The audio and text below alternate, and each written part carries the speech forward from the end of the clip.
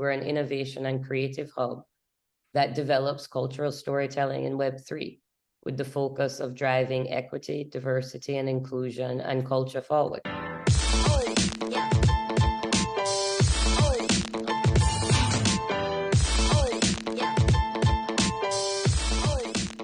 Welcome to the Creative Block. I'm Vince Gonzalez. I am grateful today to have Simone Berry on the show.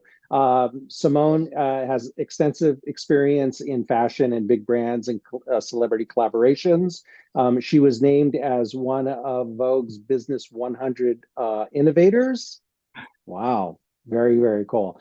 And her latest project with her partner, Akbar Hamid, is People of Crypto. A gaming experience in the Metaverse with the focus on equity and inclusion. Yes. It's really amazing.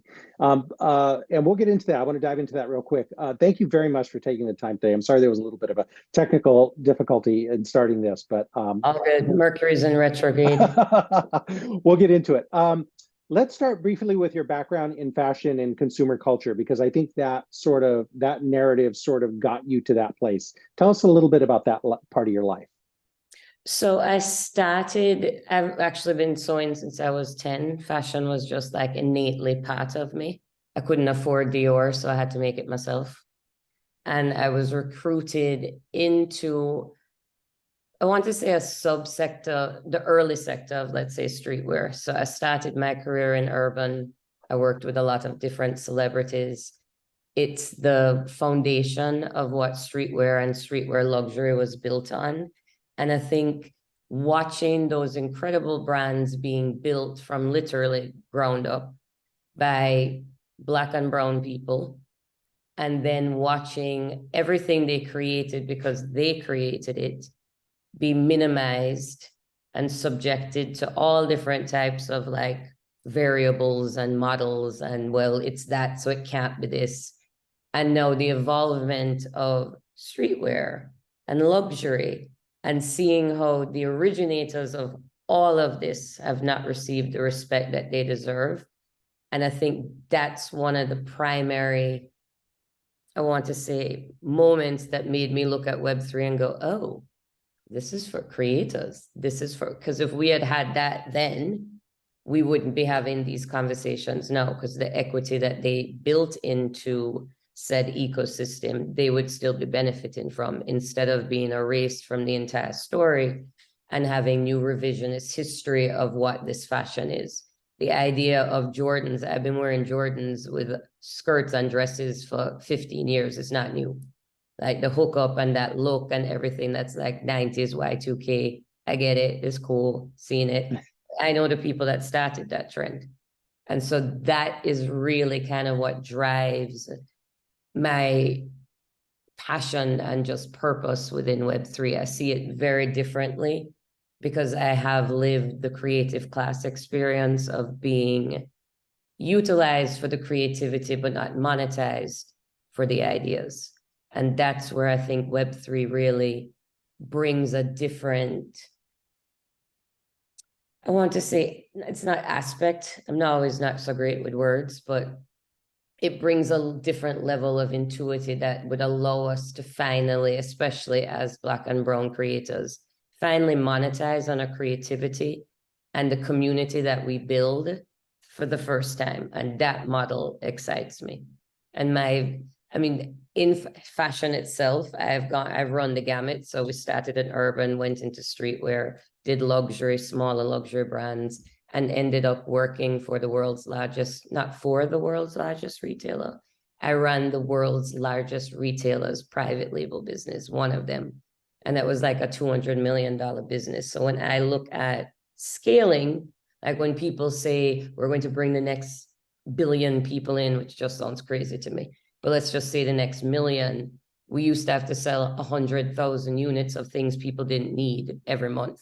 So how do you do that? How do you get people to purchase something when they really don't need it, even at a great price and at a great quality or whatever it is? It's understanding what that journey looks like. And even if it's a product, why should they have it? And quality still needs to be there, and value proposition still needs to be there. And those things scale regardless if you're dealing with fashion, consumer goods, Web3. the value prop of why someone would want to participate or why they would want to purchase or why they want to be involved, it's pretty similar across all consumer goods. Mm-hmm. That's exciting. I've always been a fan of like 90s hip hop and streetwear, and there's a certain amount of street level truth that can't be influenced at that very beginning. You know, it's a very sort of pure narrative. Because it's coming from, I mean, Black culture comes from the lived experience. It just doesn't come from music. When you look at how music was informed, it came from rebellion, it came from anarchy, it came from pushing back against these institutions that said we weren't. And when it was built into multi-million-dollar brands on off of a polo and a sweatshirt, because that's where it started, and the idea of connecting that look to like your Jordans, and where even like if you look at from sneaker culture, where each shoe like New Balance and Jordans and where they all started, or jumps and Blaze. I mean, there's so many layers to it, but when you can track that back, and most people don't track back culture, it all comes from the same place, and it started in such a pure place. And then it was just monetized to the point that, and monetization, I'm a purpose-driven capitalist, so I'm all about monetization. The difference to me is that we don't seem to respect those that originate, that actually started it. And it's an easy revisionist history because it serves those that took. It doesn't serve those that have been taken from. Yeah, yeah. And so in Web3, the potential of ownership is really exciting probably for you, because from the very inception of something all the way down the line, potentially people could get noticed and could own part of that whole process. Yes. So the idea of monetization through royalties, the idea of even just having it, even if it's not from a monetization model, just from a creator model, being able to lock that history on the blockchain, being able to say, we created this, here's the receipts, you can't remove it. Like when we look at all these key trends, someone started it, and it's, I want to say 90% Black and brown people, mostly Black women.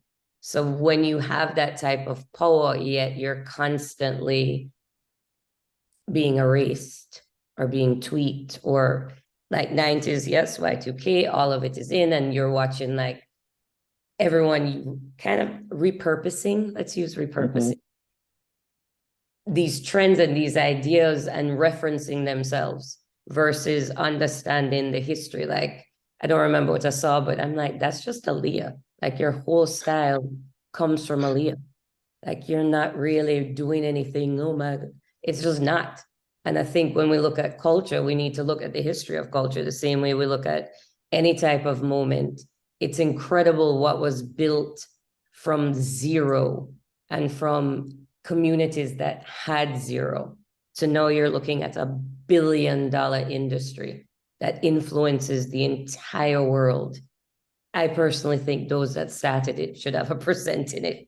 Yeah, yeah. And hopefully this is an opportunity for the new content creators to have the recognition, have the ability to take advantage of the potential monetization of it. Then we need to make that's the big hope, right? That's how this works. Yeah, but then it also needs to be built for that. So how it's being built and why we started People of Crypto was we weren't seen. My co-founder and I, we were walking through spaces. I'm like, let's physical, mental, all of it, like just the general essence of us was not reflected in the groups and the teams and the things we were saying, because of course we have come from very different backgrounds. We come from different lived experiences. And we wanted to launch our project where equity and inclusion and diversity was at the foundation, not just in the IP that we create or the projects that we create across the board. In our teams, it's reflected. In what we set intention to, it's reflected. Like we think through, I think People of Crypto, which the game that we did in Sandbox is a great reflection of that. We couldn't have avatars that were disabled in wheelchairs. So instead we used prosthetics and then ensured that in the game, NPCs were in wheelchairs. When you have not been seen, you can't possibly understand. So I'm going to actually wind that back. If you have been seen your entire life, you can't understand what it feels not to be seen. My co-founder and I understand what it means not to be seen. So our goal with our project is always to ensure that we're bringing visible representation, that we're creating educational moments and onboarding in an ethical fashion, that we're thinking about the things that need to be built. Because again, if you've been seen, you're just building for the things you need. And that's human nature. So no fault to anybody, that's just human nature. But the reason why we need more people from different lived experiences engaged in this space is so that we're building it for everyone. And at this point, we recognize that it's friction no matter where you are. But if we could actually affect, for once, the foundational development of technology to ensure that it's reflective of a larger community, because at the roots of blockchain, that's the whole point, the democratization of institutions, equity for all, permissionless ownership. The tech in itself speaks to everything that we're building. It's just how do we utilize it for the greater good? How do we utilize it because it's the right thing to do? And frankly, it's good for business. So I got ahead of myself a little bit. We got into sort of the details, but let's just step back for a bit and talk about what POC is and your I think you touched on it already a little bit, but like what was your big driving motivation to expand into this space? I didn't see any Black women anywhere I went. Period, point Yeah, blank. yeah, I was like, yeah, I can't be the only one. yeah, I mean, no, it's much better, but when I started, I'm like, this is ridiculous. And yeah, on top of that, it was no Black women, no women. I mean, my partner, co-founder, is gay. I mean, I don't know, we don't have to present, but the reality of our personalities, we went into one event, we stood there and we walked out because we were like, we have nothing in common. And when yeah. you look at a global audience and we're talking about scaling, I think the visual representation of 84.3% of the global population is necessary. Most of the world is people of color. Yeah. They Yeah. experience life very differently. It's not through this monolith kind of American, European, I don't want to say colonized, but there's like this kind of identity that aligns with that. But that was the reason. We just didn't see ourselves. And we were like, we need to create a project for people that probably feel like us, for them to feel safe to come into, so that they know there's others around. And we chose to do it in a very different way. We're not following the regular model because our goal is to bring more people in. It's not just to monetize, again, mentioned purpose-driven capitalists. So we do want, we're not a nonprofit, but through creating IP, and you had mentioned like what POC is, we're an innovation and creative hub that develops cultural storytelling in Web3 with the focus of driving equity, diversity, and inclusion and culture forward. And that comes based on our lived experience. It comes from our team's lived experience. We're 90% women, 90% people of color. It's no longer the box, as you said. It's necessary. Your business will not scale on the same level without it. It's literally statistically proven. If women influence 85% of all purchases, who do you think is going to decide? If Black women have a halo effect over everyone, who do you need? It's such simple facts, but the reality is we're humans, and the relinquishment of power is scary.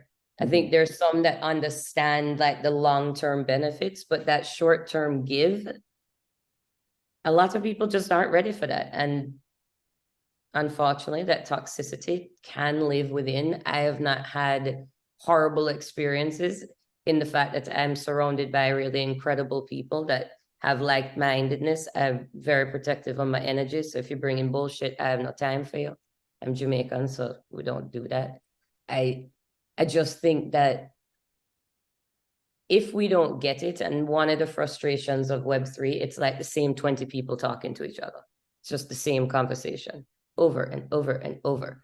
And I decided when we launched that I don't want to be part of this conversation because it's built on something that's not foundationally sustainable when you're talking about, you're built on a project, you're built on community. These things are strong. Your brand needs to go beyond that. Like, what does your company look like? There are people that can't stand Nike that wear them. I happen to be one of those people.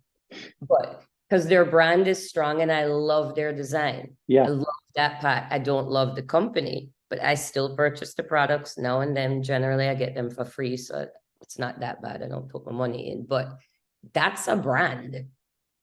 And I think in Web3, we're losing that fundamental understanding. So when people are like, we're going to bring the next billion in, well, a billion people don't even have the internet. So how is that happening?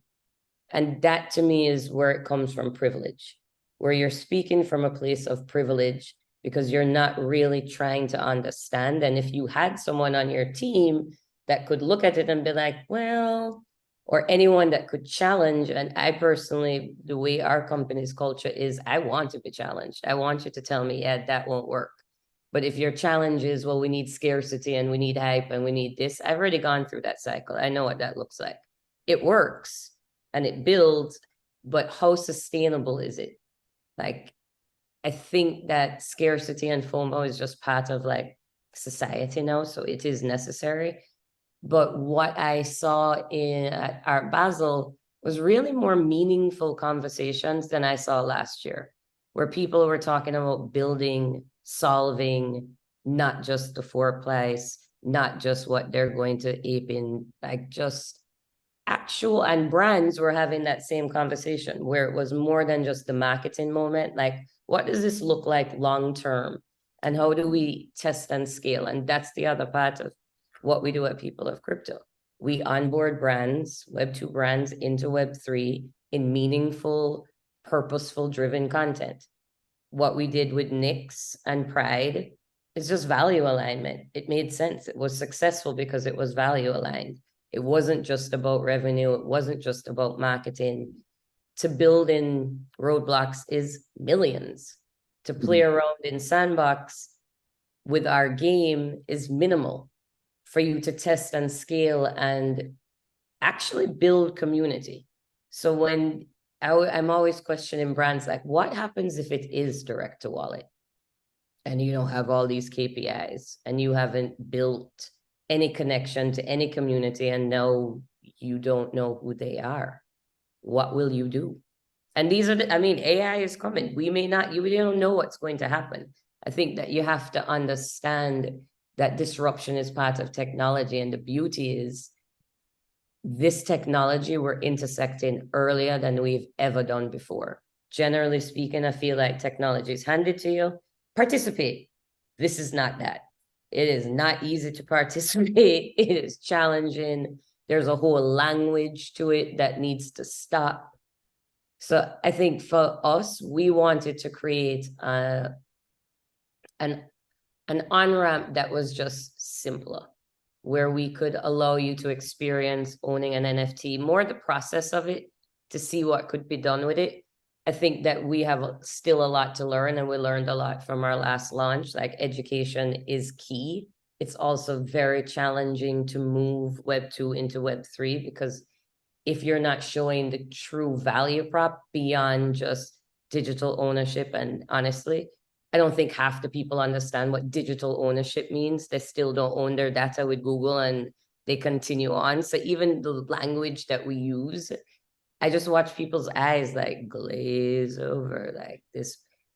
So for us, that's the problems we're trying to solve in the best way we can. I don't think there's one answer, but it's great to see that there's so many other people thinking this way versus last year where it was just a monetization model. Yeah. And the Vogue Business 100 Innovators list, congratulations. That must be really thrilling. And how do you, I assume that, I don't want to call it leverage, but that being on that list brings attention to POC in a positive way, I would imagine. It does. I'm not the greatest at leverage, so my co is much better at that. We actually need to discuss it, but it's an honor considering I came from a fashion background, was in it for years, and it wasn't even like, never even thought about it. I think what I'm most proud of is that I'm entering a space of my own like growth where I'm passionate about this. I feel purpose. And I think these types of things that come, the accolades are translated by that. It's a great feeling to know that something we're building, people are taking recognition to. To me, I'm going to just talk to everybody. I think that it reaches brands. Like, I appreciate you reaching out and wanting to have a conversation. I generally say yes to like everything, just because I think that if it's one person, like we have this one in our Discord, one of our moderators, he comes from India, he's gay. One of the things we had said when we launched our Pride project was Akbar is Pakistani. If we could provide a space for those that can't celebrate and can't be free and can't be open, then we've reached success. He is that. Wow. He is part of our community. He's one of our mods. He's the most active member. And he was able to experience. So one person, honestly, the billion people is great. But if you really look at the contagion theory, you need one and just keep doubling that person every time. That's how you get to the place. You're not onboarding them all at one time.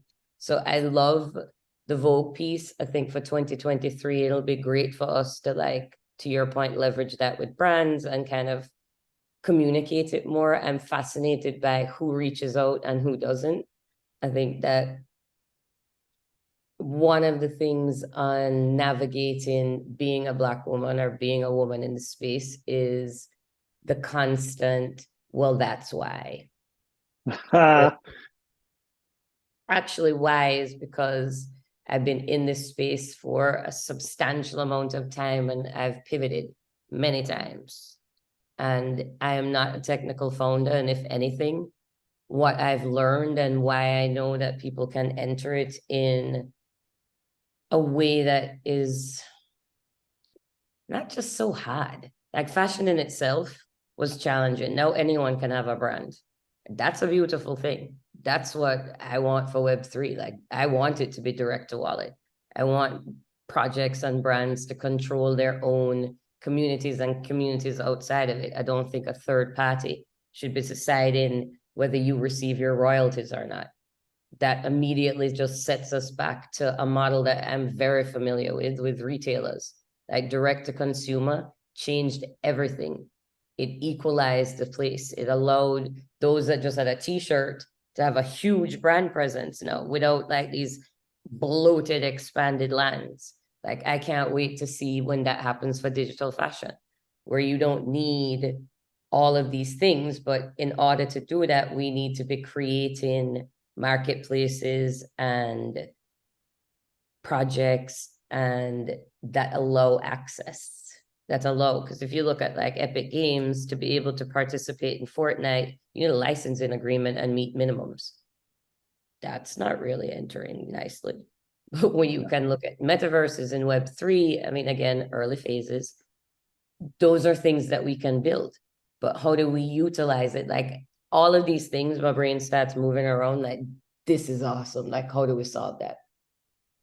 Yeah. I'm always thinking about the phrase, building the plane as you fly it. I think that a lot of these answers can't come out unless we're moving forward. The forward motion creates the questions and answers. How do you see this in the future? Because based on what we just talked about, a lot of it might be as you build this, as you have a community that dives in. I saw your avatars on OpenSea. They're very, very cool, by the way. Thank you. Where do you have a sense of where you want to go? Is it more like, let's just build it and see where it connects, or a little bit of both, or where's your head at with that? So I think one of the things that when we first started, we want to be blockchain agnostic. So we don't follow the same model of, okay, let's just use PFPs. And I think PFP served a very important purpose. It expanded like understanding, it tested and just showed what to do and what not to do. So when you look at building like a multi-asseted brand. So our next IP is going to be a 3D avatar program that's focused on onboarding women, specifically like Black and brown women, for them to be participants within the space. There's really no, I think there's a few projects that touch on it, but this project will actually come from people that have had the lived experience and the story behind it, being able to build that and then recognizing. So if we're talking about onboarding women, women play mobile games. They're not in that same ecosystem. So how do we create, again, another pathway for them to enter? So some of it for us is like, let's test it, let's work on it. Additionally, once we have all of this or all of our IP and we've kind of built it out and allowed creators to also participate, like our land for Alpha 4, we want to be able to have our communities come in and speak and influence like what we're building, and also have builders come in and build pieces out of the land so that they also feel a part of what we're creating. I think the main, and honestly, I was speaking to someone about this yesterday on another call, and I stumbled on it also. I mean, the goal eventually, the long-term goal would be to build up these IPs, allow access for others, be able to have a true educational platform that can show people how we built it, where it's being built, opportunities, utilizing, like, I don't know if you watch, I watched the show, and I'm forgetting the name, Mystic something on Apple TV. And one of the, right. yeah, she built a game that's really dumb and everyone, it's just open code and everyone can build on it. Like, how do we create that where off of our avatars, you can now create your wearables for yourself and not monetize it in a way that's like 55% of everything that people are making? That's just ridiculous. That's predatory. And it's 8-year-olds. That's predatory on every level that you're taking 55% of what an 8 to 12-year-old makes. Like, Yeah. they're building your brand. Yeah. So being able to ethically monetize and then continuing just to continue. I actually would love to come to a place where we're not necessary, where our IP can live on itself, because when we walk into these places, we see ourselves, we see more companies like us. I would hope that we would inspire more to enter and more to build along the same lines. And are you guys the only one doing this? I think that we're the only one doing it in this manner. I think there's lots of different projects that are pushing equity forward. Everyone recognizes it. I think my frustration is, and I'm quite blunt about it, all white teams can't speak on diversity and inclusion. I'm sorry, sit down. I have zero time for it. I've been hearing about, you don't know what it feels like not to be seen. You can't speak on it. And it's very relevant, or you can see it in the projects that are created, the art that's created. And so in that case, there's tons of projects talking about diversity and inclusion. Do those projects actually reflect the art that they're creating? No. So in that aspect, I think we're one of probably like 6, and there's other ones. I think there's several DAOs. There's other social organizations. I'm not always the best at remembering. My brain tends to have like lots of stuff in it, but I can share more resources. I feel like they pop up and then they disappear. So I'm just going to say we are one of them. And the things that we're most proud of is that when people actually like hear diversity and inclusion and then look at our project and then see us, they're like, oh, you're for real, versus like, been here, done that. Oh, right. Yeah. That's cool. You must be proud of that. I'm very proud. I'm proud of everything that we're creating. Like, we're going to make mistakes. It's very new to us. We're trying something. There's no model for us to follow in that aspect, but we have incredible partners like Sandbox, Animoca. We have great people behind us and communities that have whatever we need. They're here to help. I think I'm curious how 2023 is going to really go, because like when you look at hype cycles, like hype is just like part of it. But when you look at it from merging projects and merging industries, it's unique to me to see who really grows. And I guess it's also like who you want to be or what you want to be. Like Supreme started as a very small exclusive, it blew up. Yeah. Amazon started as books. Now it's the largest company globally. Yeah. But it was always about larger audiences and bringing it in. So to me, it's also just fascinating from a business model, like what's really sustainable and what has this longevity. And I guess it depends on what type of brand you want to be, or if you even understand the concept of branding, and like how are brands partnering with communities that are all male? Like I'm always curious. I'm like, so it's all men, and for some it makes sense, and that's who you're targeting. And let's just say you're a makeup brand. That's why NYX worked for us. We also have a substantial amount of women and non-binary within our community, because again, we created a project that said, hey, everybody come. I look forward to following you on social, and I wish you the very, very best of luck. And yeah, I'm just grateful for your time. Thank you. I appreciate you. I appreciate you reaching out and taking the time to have this conversation.